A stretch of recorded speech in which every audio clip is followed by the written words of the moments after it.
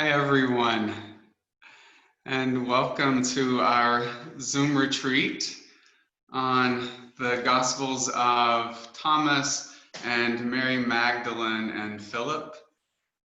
You may see me leaning forward every now and then. There are people who are still coming into the group, so I'm just admitting them into our space. This is a wonderful first-time exploration for me. I've never done a Zoom retreat before, and I imagine many of you have never attended a Zoom retreat. So thank you for diving into something new. And it is so delightful to see so many familiar faces and so many new faces. I'm sitting here at Holy Cross Monastery, which normally would be filled to the brim with guests. And so by you all being here, in a way, it kind of is again. If you hear any funny noises, there's a bit of construction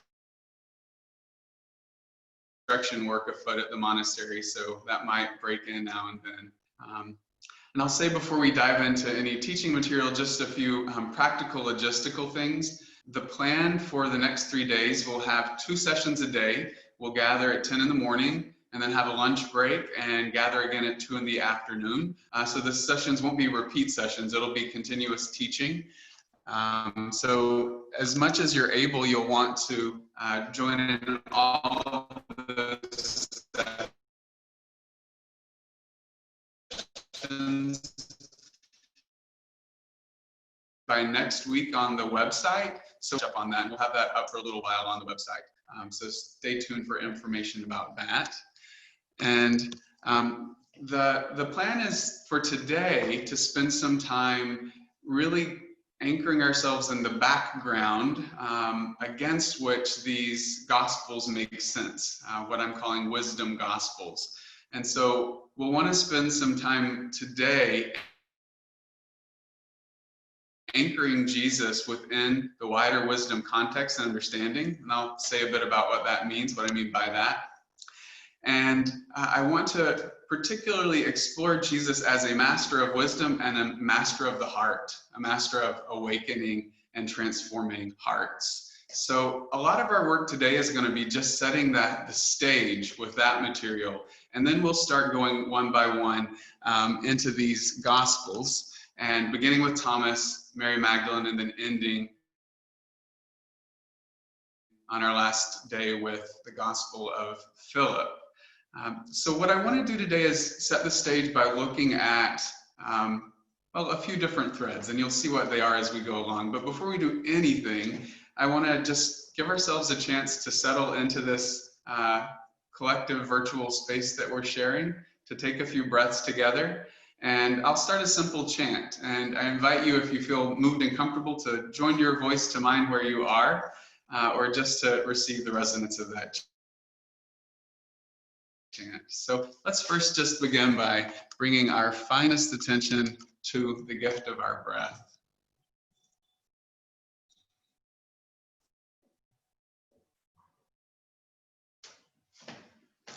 Feeling ourselves breathed by God.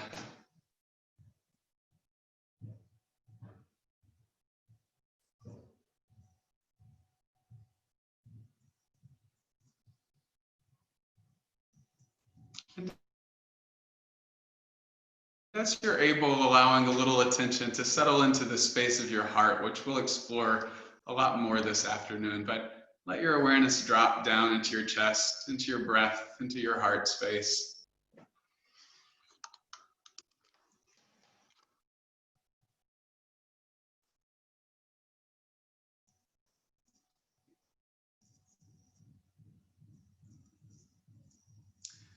In the Gospel of Thomas, Jesus says, if you bring forth that which is within you, what you bring forth will save you, will make you whole. So I invite you to join in this chant as we commit to that work of bringing forth that which is within us. Slowly blooms the rose within. Slowly blooms the rose within. within. Slowly blooms the rose within. Slowly blooms the rose within.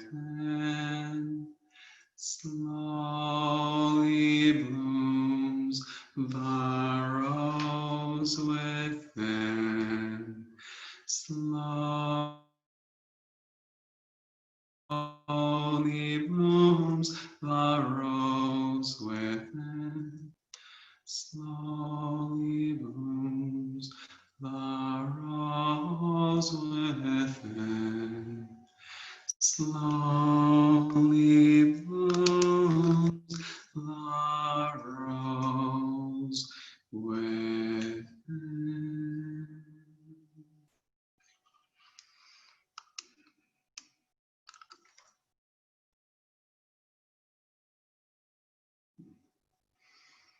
And just staying with the breath and with the heart.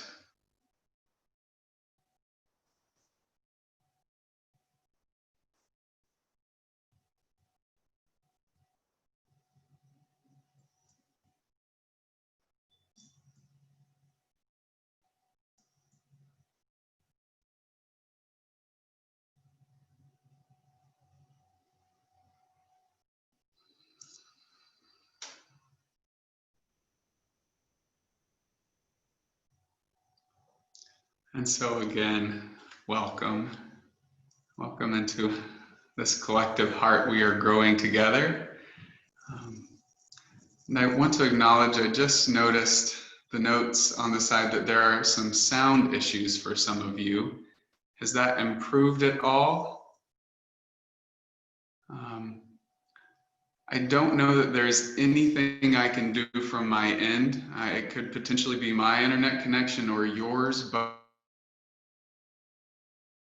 I don't have anything I can do to test that right now. So I hope that most of you can hear decently, and if not, the session will be recorded, and I'll see in the afternoon if there's anything I can do to boost Wi-Fi signal on this end. So I apologize if there are technical difficulties.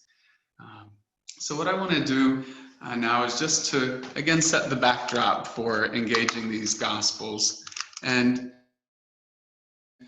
one of the things that's really crucial is that they make sense, they come into resonance, they come into focus against what we might call a unitive understanding, or increasingly in Christian contemplative circles today, we see the word non-dual used. If you read Richard Rohr, I'm sure you've bumped into the word non-duality, which is really a loan word from Eastern traditions. It's a translation of a Sanskrit word, Advaita. And Advaita,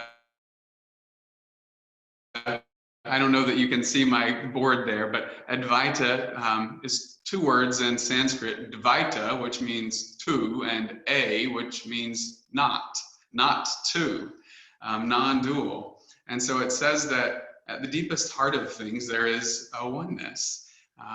And the more subtle non-dual teachings will say that ultimately we are God and the soul, humanity and creation, creation and God are not two, not one, both one and two. That there's this dynamic relational oneness between the soul, God, and creation.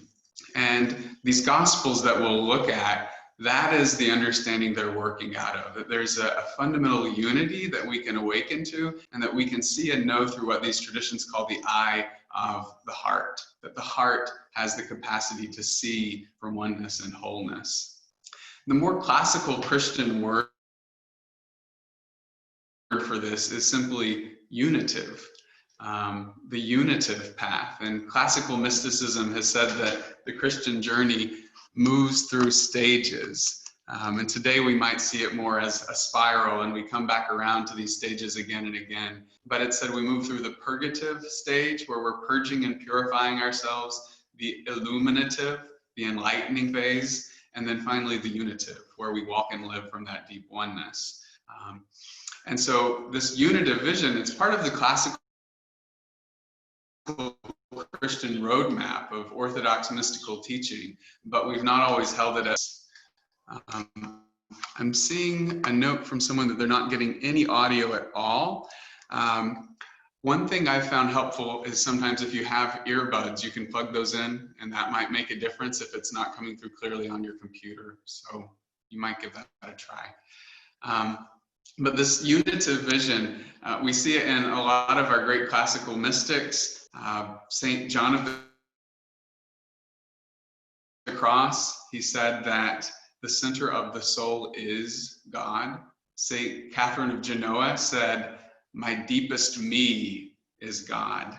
And of course, Saint Paul cried out, "It is no longer I, my little ego self that lives, but Christ who lives in me." So this sense of a deep fundamental unity, that's what these texts unfold against. And I thought I would share with you this quotation from Barbara Brown Taylor, who's an Episcopal priest. And I'm sure many of you know her and her preaching. She writes in her book, The Luminous Web, these words: "Where is God in this picture? God is all over the place. God is up there, down here, inside my skin and out. God is the web, the energy, the space, the light, not captured in any of them, as if any one of these concepts was more real than what unites them, but revealed in that singular, vast net of relationship that animates everything that is. It is not enough for me to proclaim that God is responsible for all of this unity. Instead, I want to proclaim that God is the unity, the I am who I am, in whom everything else abides." So this sense of a unity that is more fundamental than any of our divisions, any sense of separation, and that this unity can be gradually awakened to through the awakening of our own hearts. That's what these texts will be guiding us through. And I want to now work to set Jesus against the backdrop of what I've been calling the wisdom tradition. And it's my sense that this is really the ground he emerged out of, and it's what he taught. And I'll give you a quotation from Cynthia Bourgeault. A lot of you know her, an Episcopal priest, contemplative teacher. She writes this definition of wisdom, and I'll read it a couple times for you. "Wisdom describes a lineage of spiritual knowledge and practice that is principally concerned with the alchemy of transformation. It is not about knowing more, but about knowing more deeply, and can be recognized by an alert, present moment awareness and a compassionate, loving intelligence." So to break that down, wisdom describes a lineage of knowledge and practice. And this is essential. It's not just information, it's a lineage of practice. The rubber has to meet the road if we want to be transformed. Practice is crucial. That is concerned with the alchemy of transformation, of the work of inner spiritual transformation. How do we change from our most base, impulsive, egoic, reactive self to our most expansive, unitive, loving, justice-driven self? There is an alchemical process that Jesus is guiding us through to do that work.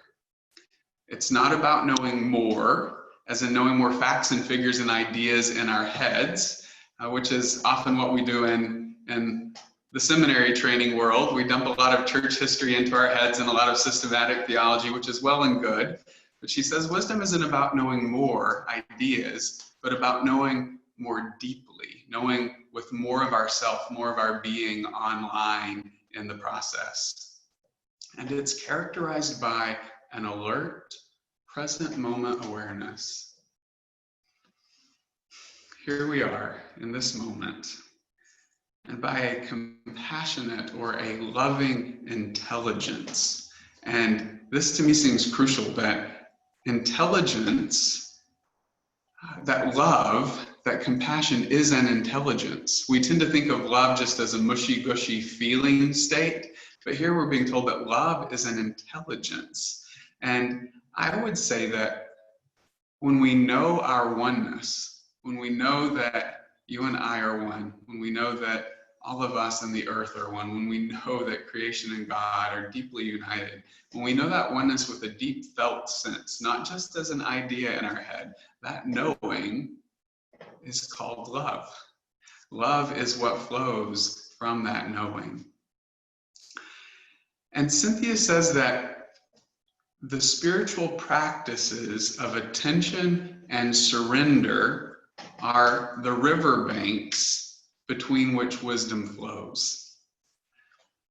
Attention, this open, alert, present moment awareness, that we are attentive to where we are, who we are, to this moment of being, and surrender, that continual emptying, letting go, releasing our egoic motivations and impulses, that humble opening in love. When we can stand between these two riverbanks, fully attentive and fully surrendered, wisdom flows through the open channel of our hearts. And this wisdom path, moving through life between the riverbanks of attention and surrender, the wisdom tradition tells us that this is how Jesus lived. This is how he was able to offer forgiveness even from a cross. And that not only is this what he taught, this is where he taught from. He taught from that transformed place. So when he taught, it wasn't just ideas, it was a state of being. But somehow, strangely enough, over the years, we've lost sight of this transformative path within the Christian tradition, and we've instead spent a lot of energy around believing the right things, that getting it right in our head is what really matters most, that we've got to believe all of the ideas on the checklist in order to get into heaven when we die. And we've not tended to spend as much time around the gentle but hard work of transforming ourselves. And so I want to spend a little time looking at why, and we'll turn to the canonical Gospels first, just to get a picture of this before we begin weaving in these wisdom gospel texts. So if we set aside our doctrinal filters, our preconceptions about Jesus and the gospel texts, what do we see if we go and read the Gospels with fresh eyes? And I invite us to set aside our doctrinal filters and lenses, not because they're necessarily wrong, but because they can focus our vision just on one piece of the picture, and we don't see what else we're not looking at. For example, we've so focused on Jesus died to take away the sins of the world. We can so focus in there that we miss what he's doing during the whole time of his ministry. What's he up to? So what was Jesus up to? And some of you may have grown up with the threefold office of prophet, priest, and king. We've said often that Jesus is prophet, priest, and king. And so I want to look at those categories and propose a fourth category. And the prophets, of course, are those like Isaiah and Hosea and Malachi in the Hebrew scriptures, who rail against social injustice, who rail against religious hypocrisy, and they speak in divine proclamation, thus says the Lord. And Jesus is certainly in this stream. He does rail against religious hypocrisy, but his teaching method, using parables and stories, is a little different from the model that we see in most of the Hebrew prophets who use these thus says the Lord proclamations. We don't see Jesus using that model as much. The other model that we're given is Jesus as priest.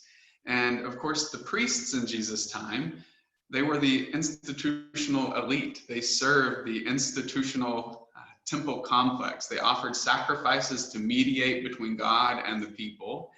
And historically, Jesus was not a priest. We can say that definitively. Jesus wasn't a priest. And we metaphorically turn him into our great high priest in his self-offering. But he himself was not historically a priest. And the few times we see him at the institutional temple complex, he's usually getting into trouble, right? He's throwing over money changers' tables. So he wasn't a priest in that sense, and he wasn't exactly within the prophetic strain fully. There's something else going on here. And finally, a king, well, in the sense that he's an anti-king, that he subverts all ideas of kingship, but kingship is one of the temptations given him in the wilderness. You know, he's taken up to the pinnacle of the temple and shown all the kingdoms of the world and says it can be yours, and he rejects it. So what was Jesus' role? What was his function? What was he doing in his 3 years of ministry? So he healed. We see him as a great healer who is constantly restoring people into community when they've been broken from community, bringing healing to body, mind, and soul. But even more than his healing stories, he's a teacher. He teaches wisdom. He teaches in parables, these teaching stories, and aphorisms and proverbs that often very much mimic what we would call a Zen koan, these paradoxical teachings that a Zen Buddhist master would give that you can't really solve with the rational mind. They have to break you open to a new intuitive mode of insight. So this is called in the Hebrew tradition mashal, M-A-S-H-A-L. Mashal is the word for wisdom teaching or parable teaching. And this is another stream within the Jewish tradition. There was a very lively stream of Jewish wisdom teaching. And that's the stream, more than even the prophetic or the priestly stream that Jesus is anchored in, the Jewish wisdom stream, that stays really close to this ground of inner transformational work. And so we see that Jesus' questions and his teachings, he asks things like, how do I lose my life in order to find life? He teaches constantly about this vision that he calls the kingdom of God, which we'll explore further when we come to Thomas. And he talks about how we wake up into this kingdom of God. He teaches about letting go. How many times must I forgive, Lord? 70 times or 7 times? No, 70 times, 7 times. Let go, let go, let go. This process of continual self-emptying. And he offers these sort of non-dual teachings like love your neighbor as yourself. We tend to hear that as love your neighbor as much as yourself, but it actually says love your neighbor as yourself, as an extension of your own self, no separation, to see your neighbor as part of a single unified self. So these are all transformational teachings. And you'll remember in the Gospels, those times when Jesus teaches about something like murder or adultery, these outer sinful actions, he says he's actually more concerned with anger and lust, these inner impulses. And we've tended to hear that when we hear these teachings from his Sermon on the Mount. We've tended to hear it with a puritanical, moralistic ear, that he's saying, forget adultery, you're not even allowed to lust, like he's upping the ante. But if we approach these teachings with an ear to wisdom, we see that he's not being moralistic. He's talking about the necessity of being transformed from the inside out. So he brushes past the outer action like murder or adultery, and he says we have to confront these things at their roots, at the point of their arising, as that initial impulse of anger or the objectification of another human being. Let's start there and clean house from the inside out. So this isn't about moralism, it's about transformation. And this is why he calls those that he sees as religious hypocrites, he calls them whitewashed tombs, or in the old King James, whited sepulchres, that you're like a stately mausoleum on the outside that's filled with rotting corpses on the inside, that this is often our state. We do everything to present what the world wants to see, what the world expects to see. So we have this beautiful facade, but we still are operating out of a sense of self-righteousness, out of concern for what others think. We've not actually transformed our hearts. And the other crucial thing about wisdom teaching, this modality of teaching, is that it is never one size fits all. It's always a teaching that is adapted to the moment and to the person who's being encountered. So you may remember the story of the rich young man who comes to Jesus and says, I've kept all the commandments, what more can I do? And Jesus says, okay, you want to go further? Sell all that you have, give the money to the poor, and then come and follow me. So is this universal advice that everyone is to do this, or is this advice geared to this one person? Well, if we stick with the story, in the next chapter, we find that he's with the Gerasene demoniac, this man who's living out in the graveyard and who has a broken mind. And Jesus restores him, and then this man says, Jesus, I'm willing to give it all up and leave my family and follow you. And he says, no, you go back and live and work among your people. So it's the exact opposite advice given from one person to the next. And this is because this is how wisdom teaching works. Jesus is looking for each of our stuck points. What's our unique ego fixation that is preventing us from growth? He sees that for this wealthy man, his identity is fixated on his possessions. If he is to move into a more non-identified state, he's got to release the hold his possessions have on him. But this other man, maybe his stuck point is around taking responsibility. Yeah, he's ready to leave it all behind and go on the road with Jesus. Jesus says, no, for your growth, you need to go back and live a grounded life among your people. So this is the fluid way of wisdom teaching that is trying to find each of our stuck points and help us and leverage right at that point to break us open. There's one more component that we started touching on that I would be good to say here about wisdom teaching, and that's that it's always about the work of resisting falling into the dualistic mind. So Jesus constantly uses examples of overcoming us versus them thinking in his teaching. So you may remember many examples. One of them is he uses the example of a Roman centurion, a pagan Roman centurion. And he says of this man, I found greater faith in you than in all the house of Israel, than in my own religious tradition. And we're not told then the pagan Roman converted and became an Orthodox Jew. No, he goes about his way. Jesus uses the example of a Samaritan who's considered a heretic within his tradition, beyond the pale, and uses this model of the Good Samaritan. And we're not then told that the Samaritan abandoned his Samaritanism. So Jesus is using, to translate the Roman centurion and the Samaritan, the pagan and the heretic. And he uses the pagan and the heretic as models of good faith. So he's telling us to look beyond our expected boundaries for where God is at work and for where faith can be found in the least expected. He does this by bringing women into his close circle of disciples. We'll see this particularly in these Gospels, that women are right there in the inner circle. And so he's overcoming the us versus them boundaries of the patriarchal system that was normative then and normative now.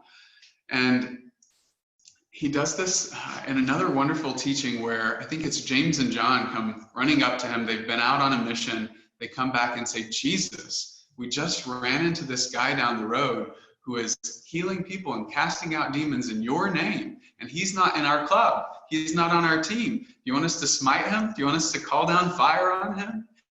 And I always imagine Jesus sort of takes a deep breath and rolls his eyes and he says, no, whoever is not against us is for us.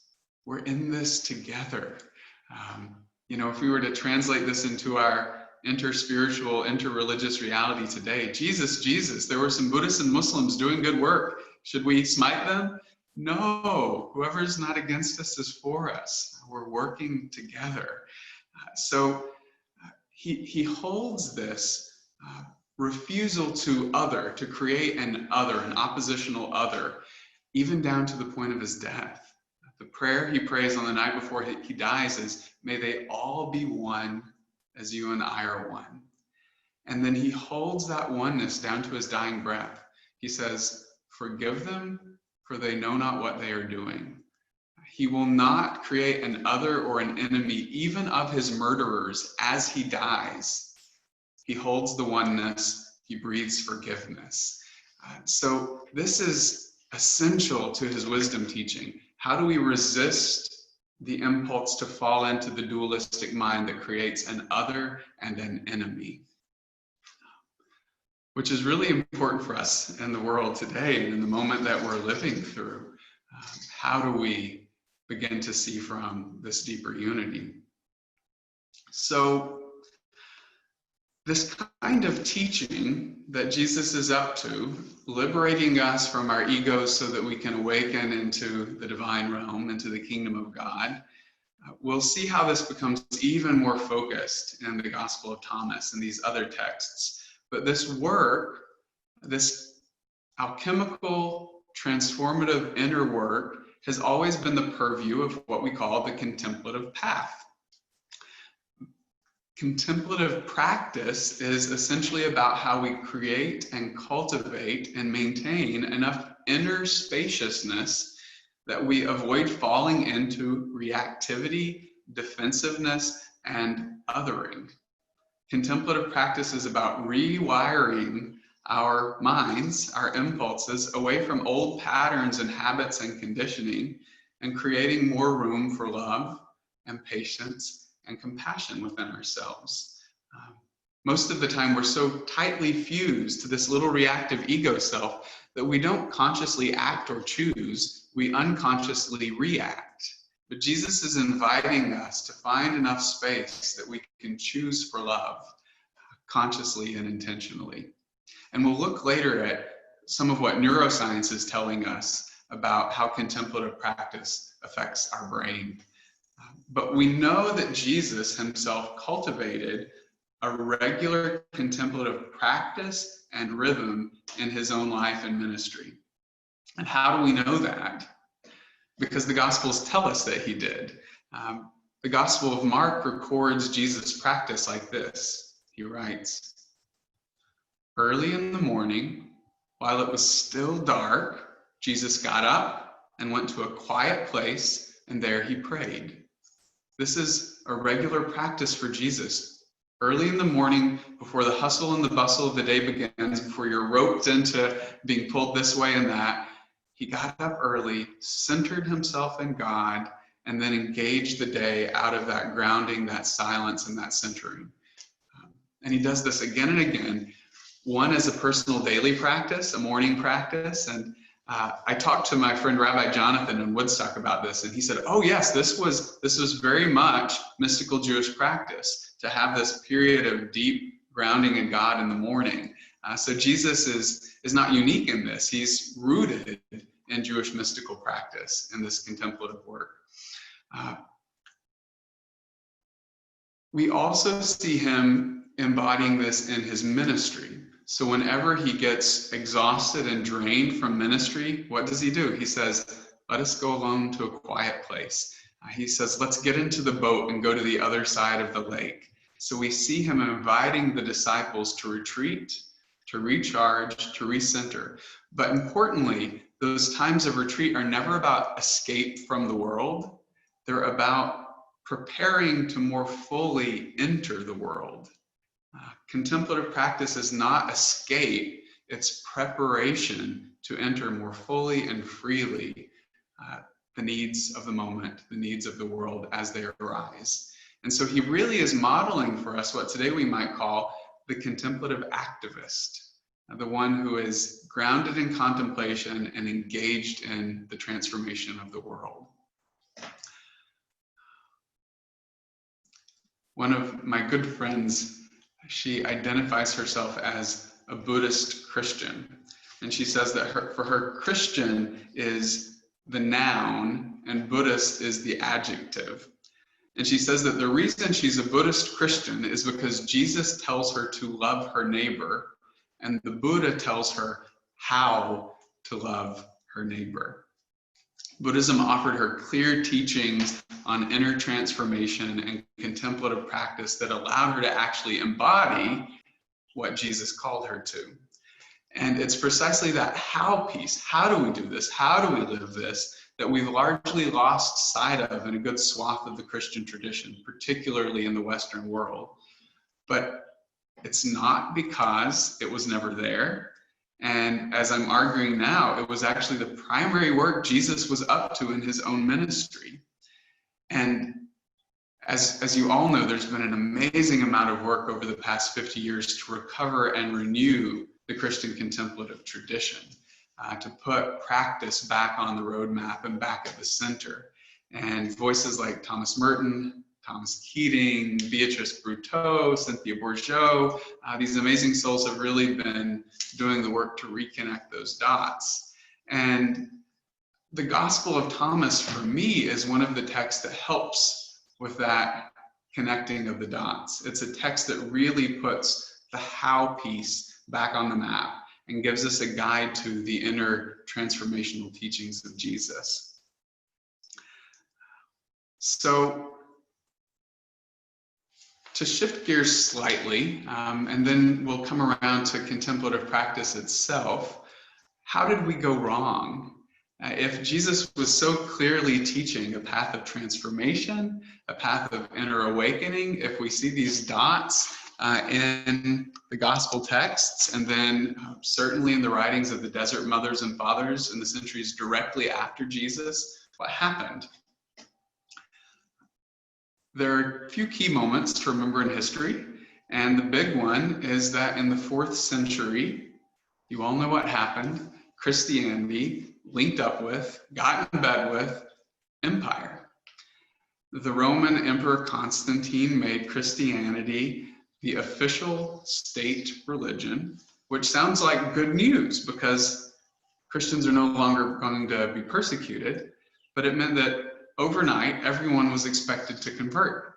And so overnight, Christianity, which had been a path that took serious commitment to follow, it suddenly went from being a small persecuted minority to being an imperial identity marker. And so let that sink in. Christianity became an imperial identity marker. To belong to the empire was to be a Christian. To be a Christian was to belong to the empire. And as you can imagine, the range of actual commitment to the transformative teachings of Jesus began to vary wildly when suddenly Christianity was the religious wallpaper of an entire empire. And at the same time, Constantine wanted to consolidate Christianity as a belief system, which again sounds like a good thing. We're going to consolidate, we're going to unify, we're going to get on the same page together. And so councils of bishops were called to begin formulating what would eventually become the great Christian creeds. And those of you in liturgical churches, we say them every Sunday. I believe in one God, the Father Almighty, etc. Now, my intention here is not to in any way pick apart these great creedal statements, which I think still in many ways are powerful expressions of deep truths. But I want to point out is the shift that took place when our faith became expressed primarily through creedal statements. There's a shift that's happening from a heart-centered knowing and following, to a head-centered assent to a statement of belief. Even if that belief is perfectly right in its checklist, where is our faith shifting to now? To the head. A friend of mine who lives in India, who was a Roman Catholic monk for many years, and still is Roman Catholic. He lives beside a Hindu ashram. I think he gets this well. He says that in the writing of the creeds, the councils of the church attempted to hammer out the mystery, and instead, they just hammered the mystery out. We attempted to hammer out the mystery, but we just hammered the mystery out. So again, this isn't about the correctness or incorrectness of those statements, but what happened when a creedal statement became central to Christian identity. So intellectual assent to these very cognitive roadmaps of how to believe wasn't how it was done in the first 3 centuries of the Christian path.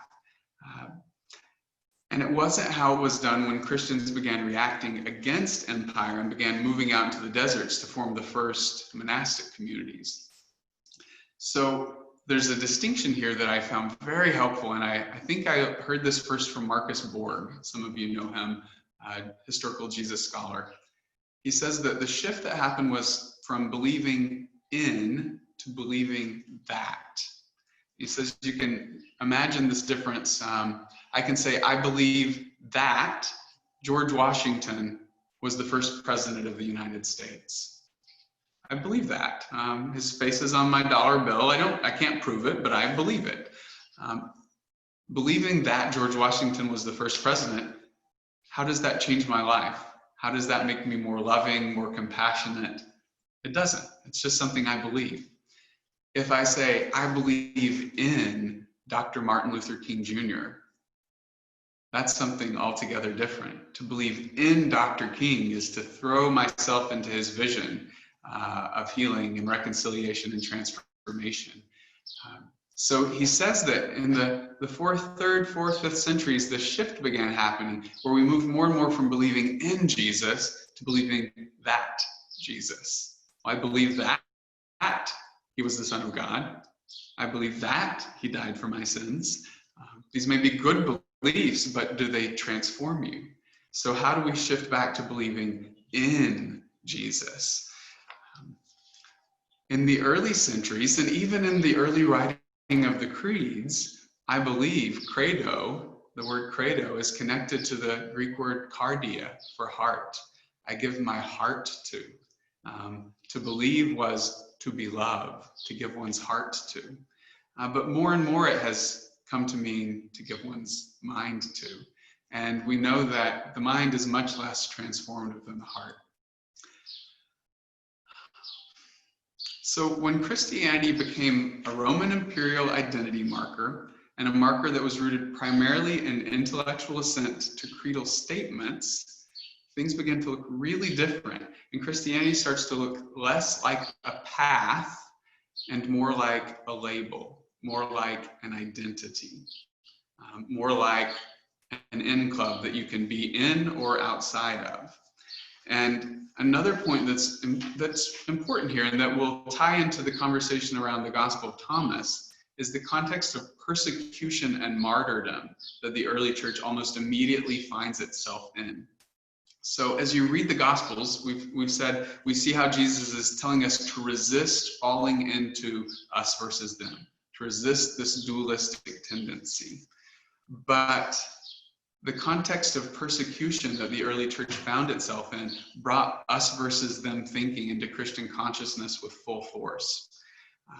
Suddenly it was Christians versus Jews as Jesus' followers were pushed out of the synagogues. Suddenly it was Christians versus Romans as they were no longer an officially recognized religion. And we see the early seeds of anti-Semitism being planted at this point.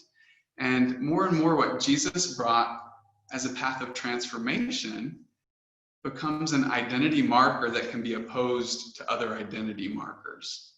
And if you then go on to link a martyrdom complex that this early fledgling movement now has, link a martyrdom complex to the forces of empire, and now the persecuted become the persecutors. And you see the beginnings of the path that led straight to the Holocaust. If you link that same identity marker with imperial power behind it to creedal statements, you can chart the course that leads straight through to heresy trials and witch hunts and the office of the Inquisition. And so this linking with power essentially disconnected us from Jesus' own core principles of presence, surrender, and non-identification. Empire doesn't run well on presence, surrender, and non-identification. If you pour that fuel into the engine of empire, it's going to fall apart. And so either the empire was going to be transformed or Christianity was going to be transformed into empire. And that's essentially what happened. We lost those core transformational principles. But thank God, even with all of this history, the Christian contemplative tradition was never fully submerged. It has never died out. It stayed alive within monastic communities, within Benedictine monasteries like this one that worked to preserve a balanced way of life, a rhythm of prayer and community that held together the conditions for transformation. And at the same time, mysticism has often been held in suspicion in the church, seen as suspicious or dangerous by hierarchy. And some of the greatest Christian contemplatives and mystics have been killed by the church, burned at the stake, or had papal bulls issued against them. Now, we pass all of that through the Protestant Reformation, through the European Enlightenment with its emphasis on rational thought, and we've all but stripped the living, beating, mystical heart out of the church. So it's been a rough go for followers of Jesus in the Western world.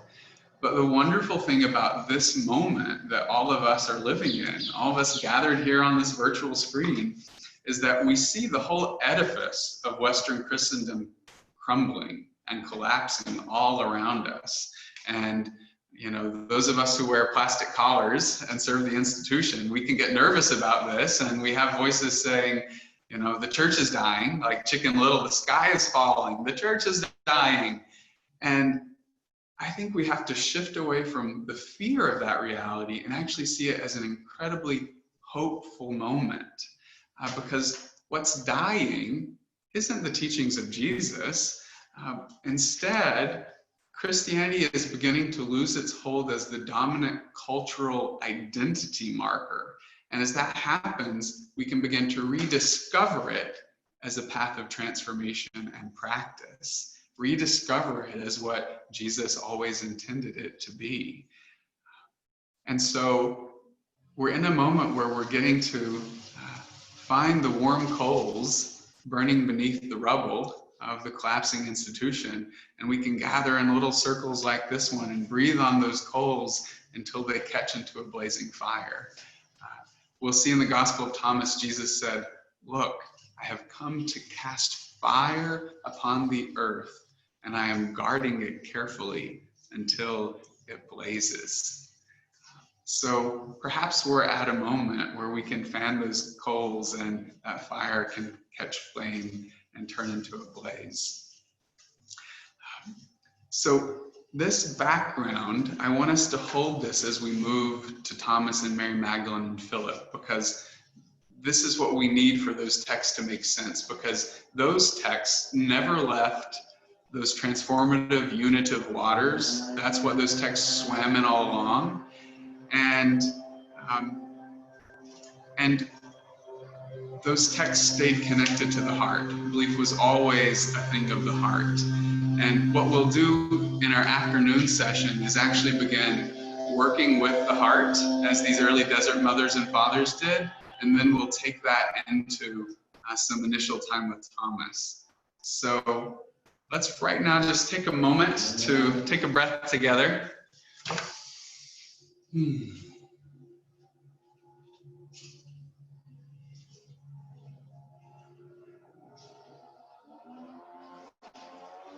And to notice what's stirring in you from what we've started unpacking.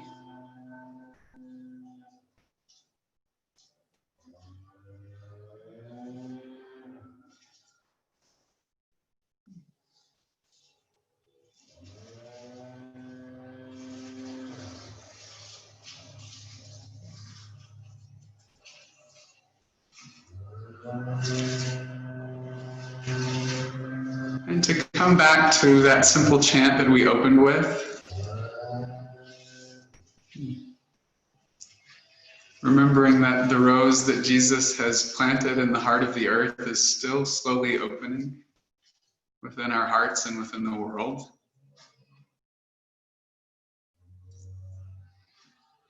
That the fire is still burning.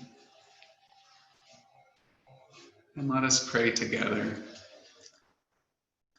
Slowly blooms the rose within. Slowly blooms the rose within. Slowly blooms the rose within. Slowly blooms the rose within. Slowly blooms the rose within. Slowly blooms the rose within.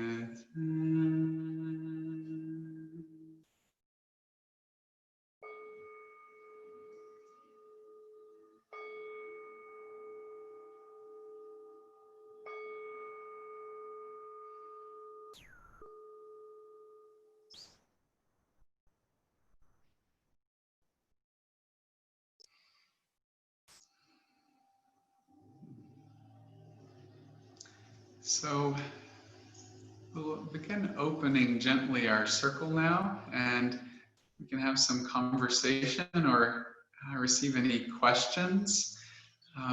And after this time, this afternoon, we'll turn towards Jesus rooting in the traditions of the heart that go back to prophets like Jeremiah and Ezekiel, and we'll explore Jesus, as Cynthia Bourgeault calls him, as the master cardiologist, the one who comes to do this essential work on our hearts. And we'll let that lead us into Thomas. But now we'll just open the room, and I'm going to give you all permission to unmute yourselves. And if you have a question or a reflection that you'd like to share, I won't try to call on people because we have 3 screens of faces, but unmute yourself and ask a question, and we'll see where we go from there.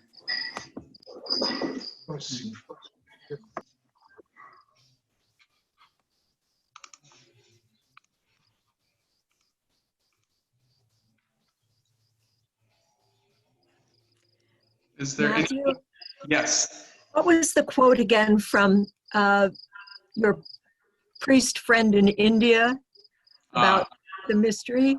Yeah, his joke was that in all of the creeds and councils, we attempted to hammer out the mystery, and instead we just hammered the mystery out. Okay, thank you. I don't know that it's entirely fair. I love a lot of what came out of those creeds and councils, but it makes a point, and it makes it, you know, with a little humor. So.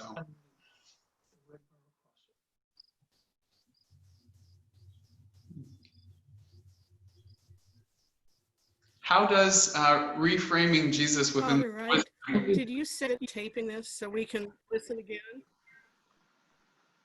I'm not sure what I heard, but yes, we, I think someone asked if we're taping. We are recording the audio of the teachings and the videos, so we will, God willing, by next week get that posted, and it'll be up temporarily for a week or 2 on the Holy Cross Monastery page. So I'm curious, yeah, how it stirs for you to begin anchoring Jesus back within a wisdom grounding, which of course doesn't remove any of our traditional understandings of him, but it adds a dimension that's often been not very central. This is one of the most helpful things I've heard in this time of the, you know, pandemic, and, you know, is that the labels of being Christian, and those might be falling, but the transformational part of the heart that can really make a difference in the world, one-on-one, with the attention and the surrender. I just find that all incredibly hopeful for the church. And I am a religious sister, so I love the church. Thank you, Madeline, Sister Madeline. That's beautiful. I think that's an excellent point, and I think we can't remind ourselves enough times that Jesus didn't come to propagate the identity marker Christian. Jesus' goal wasn't to slap a Christian label on as many people as possible. He came to awaken hearts and to transform the world. Staying close to those grounding in those principles and practices that he gave us. For me, the fire of Jesus and that transformative power, we see it alive in every movement for justice, healing, transformation, reconciliation in our world. And when we can gather, when a label gives us, the labels are functional. They allow us to gather in community. The language is functional. It gives us a shared vocabulary. But what is essential is what's beneath those.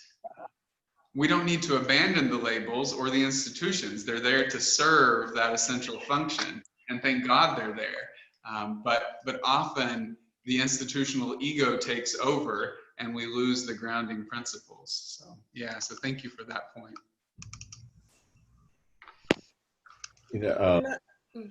Yeah, Bishop Mark. Yeah, as a bishop of the church, I notice more and more as churches become less sustainable or they're on the verge of failing, as people hold tighter and tighter to trying to keep the place open and preserve the building in this thing they call the church, they drift further away from what the Spirit might be calling them into, as even a small group of people. Like they could become this small spiritual center, but they get frustrated and angry and hold on so tightly to this structure, and it's inhibiting the spiritual growth that they could be doing together. And it's rare that a community sees maybe this going away as something the Holy Spirit is about, and that she is bringing something new into their life, but they're so have to hold on to the trappings of what we've been culturally when Christendom was central, and now it isn't. And unless a seed dies and falls into the ground, it remains a single grain, but if it dies, it bears much fruit. So do we trust the Paschal mystery of dying and rising? And also, I think that as for those of us in an institutional church context, how do we train leaders, both in our seminaries, but lay leaders as well, to infuse spiritual practice and grounding into those communities? I found in my own little parish ministry that what's grown the church has been really increasing contemplative outreach and spiritual outreach that meets that hunger and longing without trying to immediately rope someone into a label or, to get them confirmed or get them on the vestry tomorrow, but to let them just swim in those waters. And I think that if we made that an essential part of formation for leadership in the church, how you bring that kind of teaching and practice in, that would help grow. Not that growth, I think real growth is about deepening. How do we deepen as a community? I think if we focus on how we deepen, then we'll also become more vibrant and attractive. But if we're a shallow little community rooted in fear for our buildings, that's not very attractive. I mean, what drew people to Jesus initially? It wasn't because they knew he was the Son of God who died and rose from the dead. It was because he was so alive and infused with the Spirit of God that he, just were drawn to him. And so how do we infuse our communities with that Spirit so people are drawn to them? Amen. May I say something? Yeah, please, Kathleen. Hi. I'm a lifelong Episcopalian, and for decades, my catchphrase for myself has been, I am in the church in spite of the church. And today, I have started to get a better definition of why I say that. So it's clarifying my own identity, my own belief, and thank you for that. Thank you. Thank you so much. Yeah, Shelley. Hi. I love these teachings. Much of it actually familiar to me. I didn't know why I came, and I found out that I came because I need to be in greater touch with where I'm stuck. So where is my stuck place? That inner transformation that we're always being called to. For me, in many ways, I just put up with my church. And even in this time when I'm not able to go, I'm less and less interested in what they tend to read to me on Zoom. But I am interested in my own personal transformation, and really, it really hit strong. Of course, I'm stuck in those places I can't see that I'm stuck, and so that's why I'm here. Thank you. Yeah, thank you.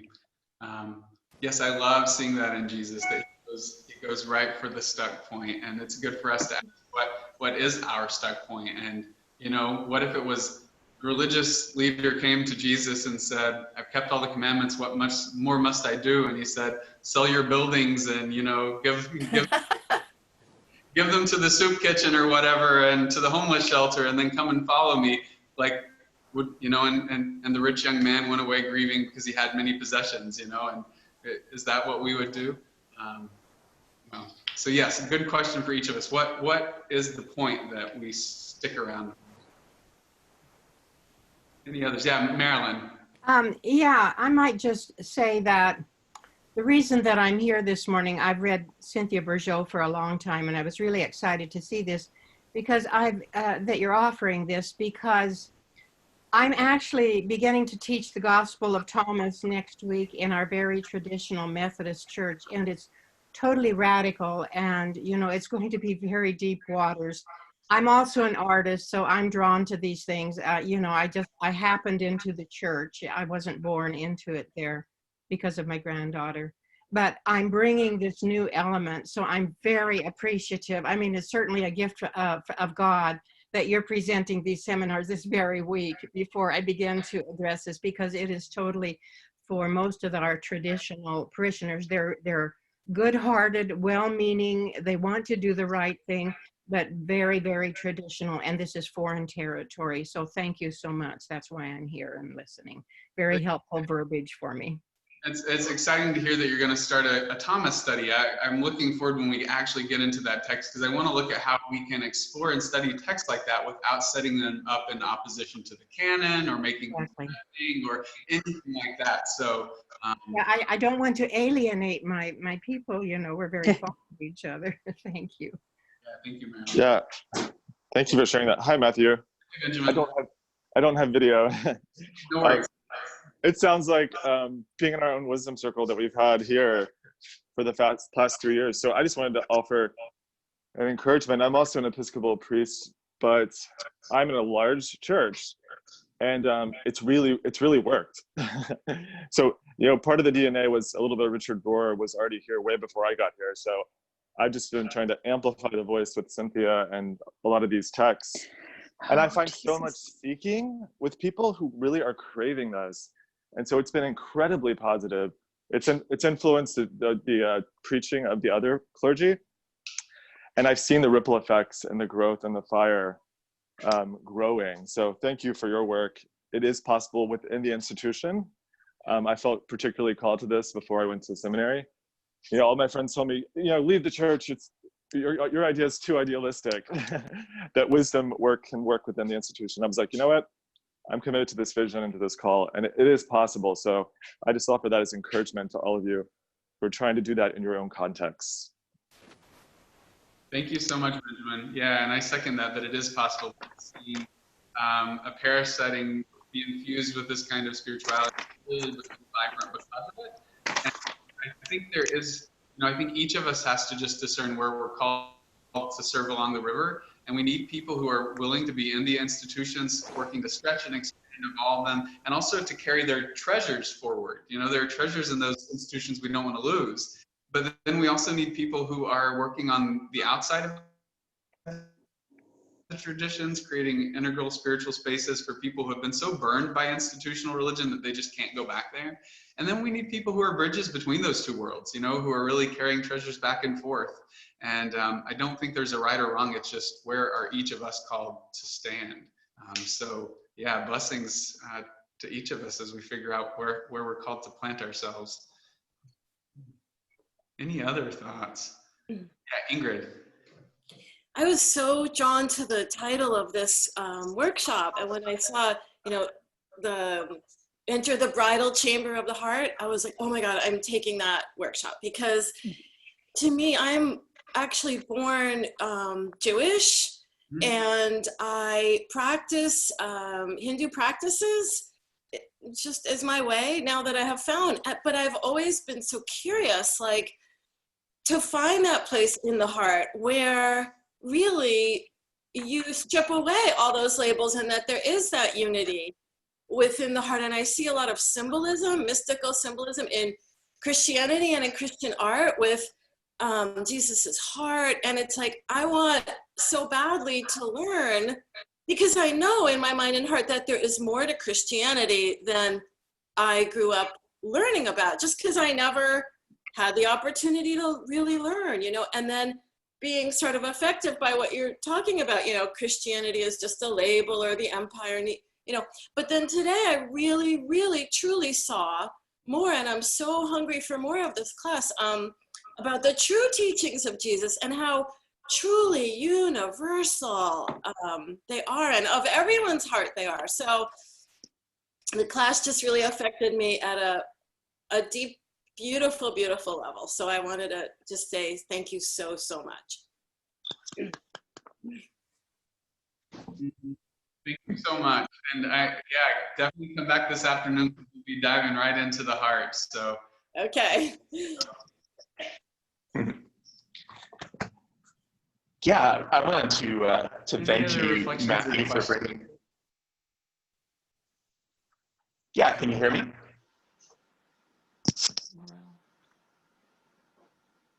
Am I on? Yes. Okay. I wanted to thank you, Matthew, for bringing such a beautiful introduction to the wisdom path. I think that my biggest takeaway from our time together this morning is, instead of knowing more out there, it's knowing with more of myself, knowing with more of my being, which is counter to my chief feature. You know, in the Enneagram of personality, I tend to be a 5, so information hoarder. And it's always a challenge to slow down and just know with more of myself rather than sort of buzzing around with ideas. So thank you for that reminder. Thank you. Thank you. Thank you. Beautifully said.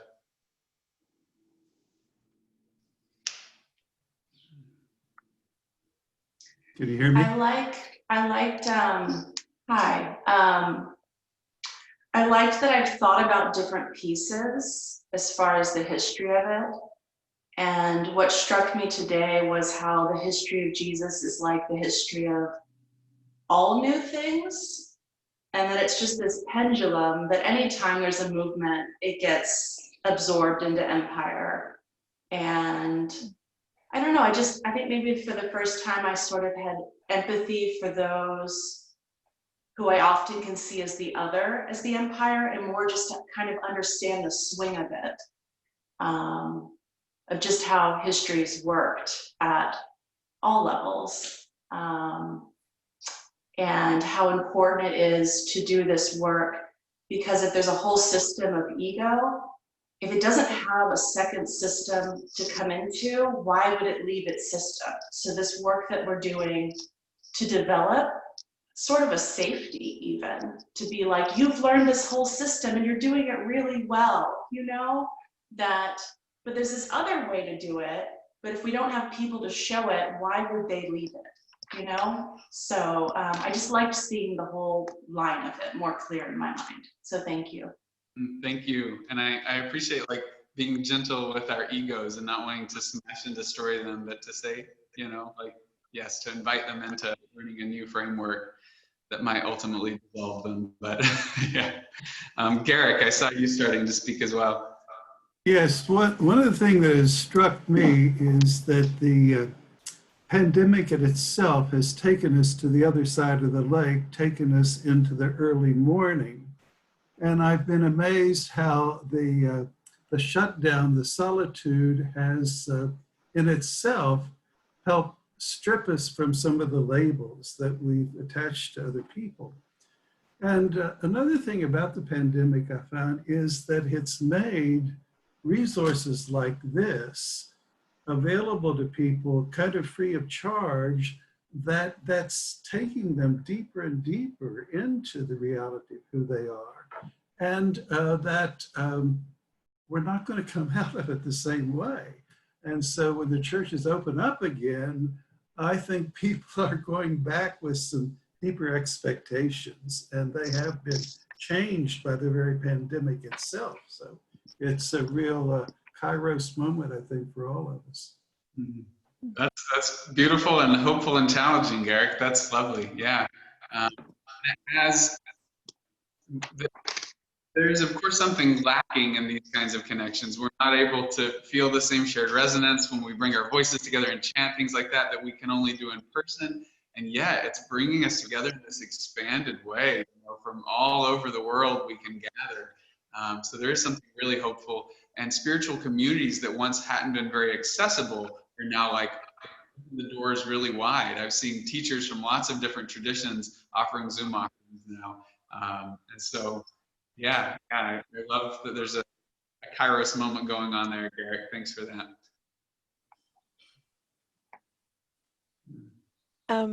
Yeah, Karen. Matthew, I have a question. Well, it's sort of off pandemic, but it's not really, because I find myself working quite a bit with attention practices during this time. I don't know why I'm called to it, but could you help me understand some of the work of Jesus that folds in the notion of presence and attention?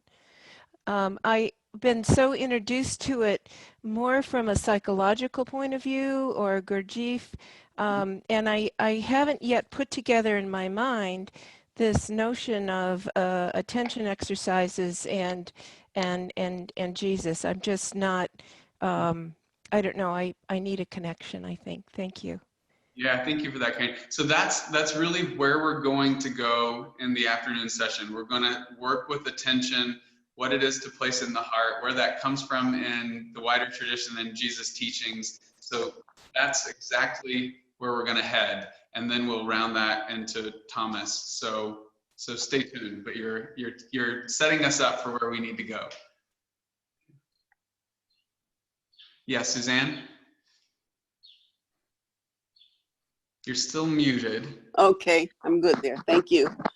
I know you from Genesis, Matthew, the program. So thank you. I was thinking along the lines of what Garrick was talking about with the pandemic. It's almost a metaphor for this way of life. And I would just add to that the thought about those who are vulnerable. It's amazing how that word is being thrown around. It's a medical word, but I think there's a much deeper invitation in it, and that people are invited to wear masks to protect the vulnerable. That it's a real teaching of love there, although there's mixed response to it.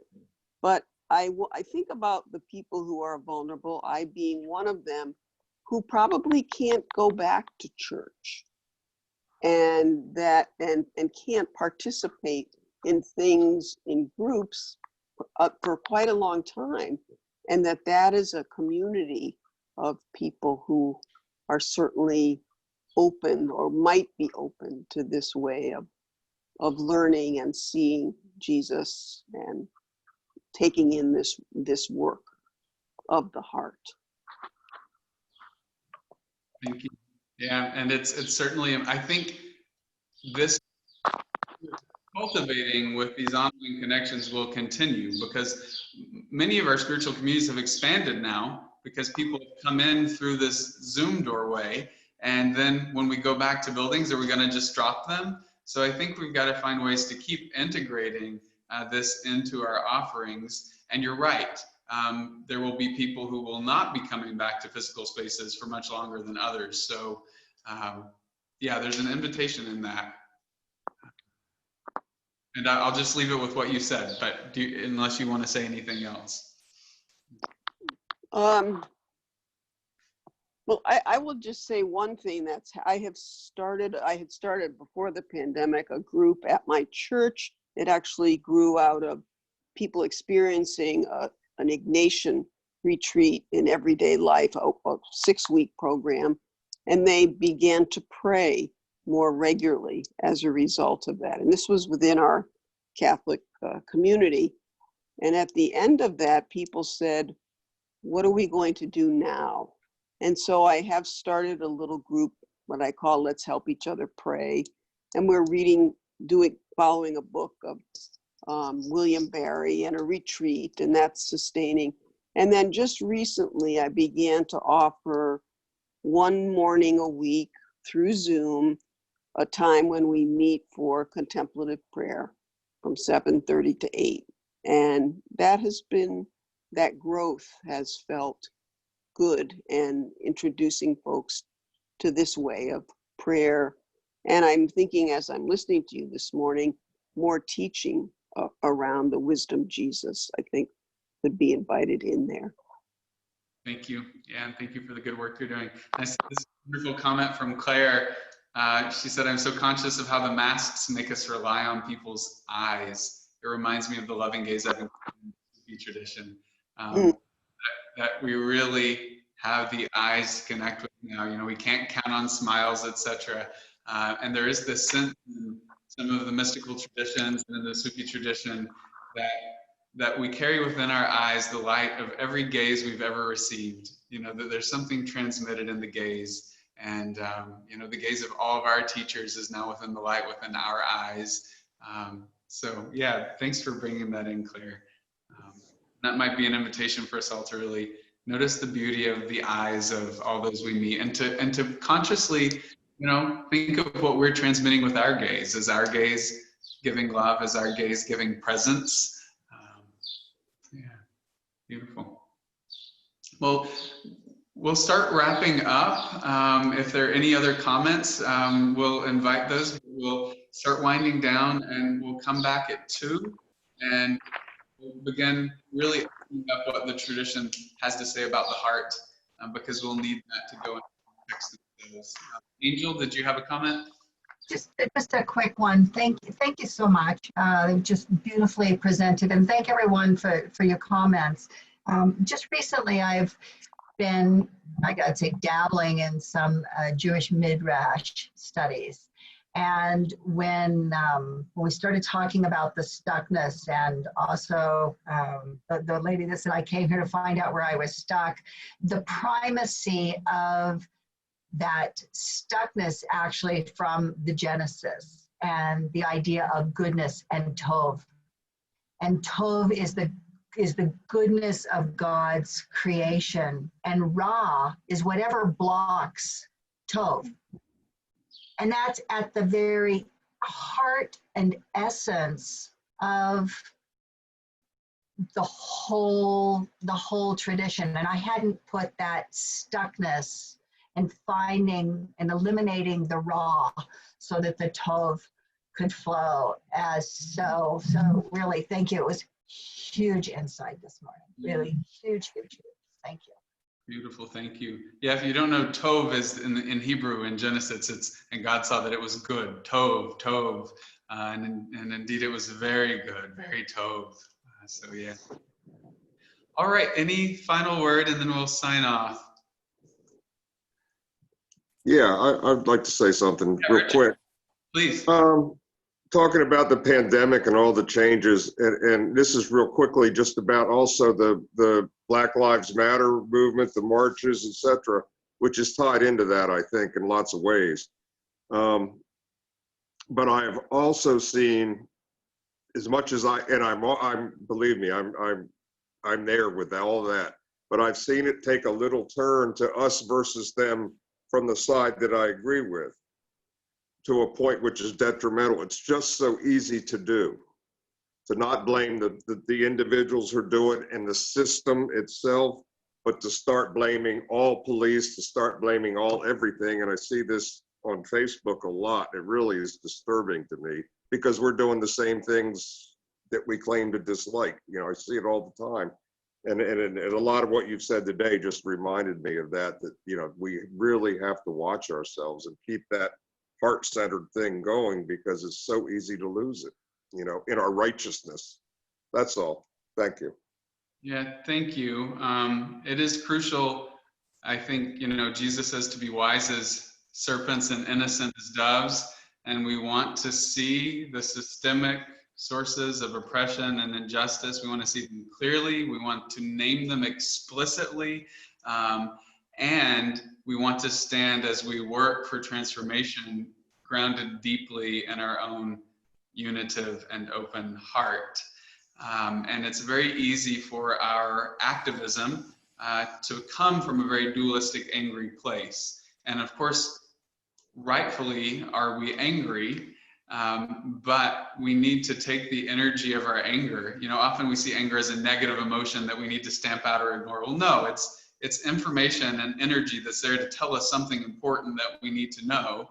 But how do we purify our anger so that we don't move from it in a dualistic, self-righteous way, but really always beneath anger, there's sadness, there's pain, there's love, there's compassion. Like that's why the anger is there, especially in these justice situations. And Jesus, I think, models for us that continual movement of going back and regrounding and then going back and engaging. And so, yes, we can name clearly the evils that we see, but we can also try to not fall into, well, we'll do this with the heart work, that when we respond from the heart, we find how helpful and transformative it is. And when we respond from our ego self, we tend to pour ego fuel on whatever fire is burning. Yeah, I won't go into that more right now, but just thank you for bringing up the nuance, and it's something to keep in mind as we move forward. Yeah, Shelley? I just misunderstood the schedule. Would you mind, so we come back at Eastern time, 2 o'clock and until, I'm sorry, I didn't know. Yeah, each session will be, you know, an hour and 15 to an hour and a half. That's the idea, about an hour and a half. We'll do an hour or so of teaching and then some reflection time. So we'll be back at 2 and we'll end around 3:30-ish. Thank you. Yeah.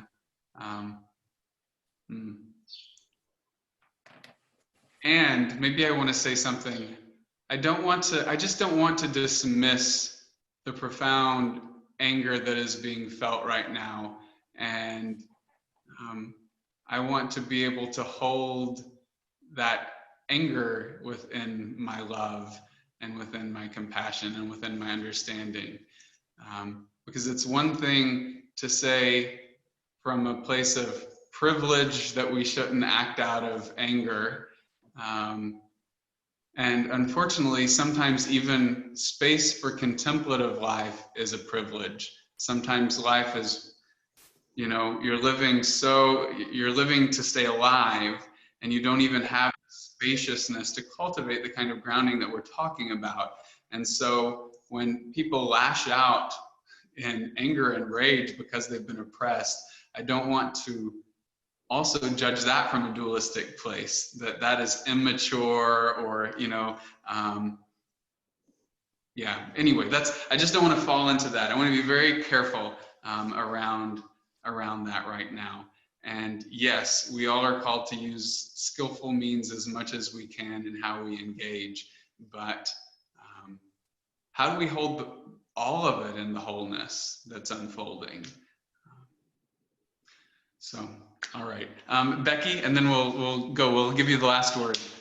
Okay, thank you. I just, in this little interim break, Richard Rohr from cac.org this morning, his piece is on contemplating anger, and it too mirrors what Matthew just said, and it's really helpful. It's really positive and helpful. So cac.org. I'm realizing a lot of you probably read Richard Rohr, but I found this morning's reading really helpful along these lines of what Richard brings up and what Matthew is saying. Thank you, thank you. Oh, and yeah, we'll give Claire the last word, that Jesus channeled his anger in such constructive and prophetic ways, almost like performance art. It's a tool. So may we wield our anger for the sake of love. And let's take a final deep breath together.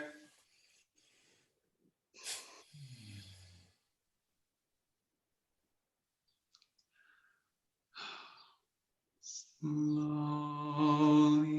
blooms the rose of slowly blooms the rose.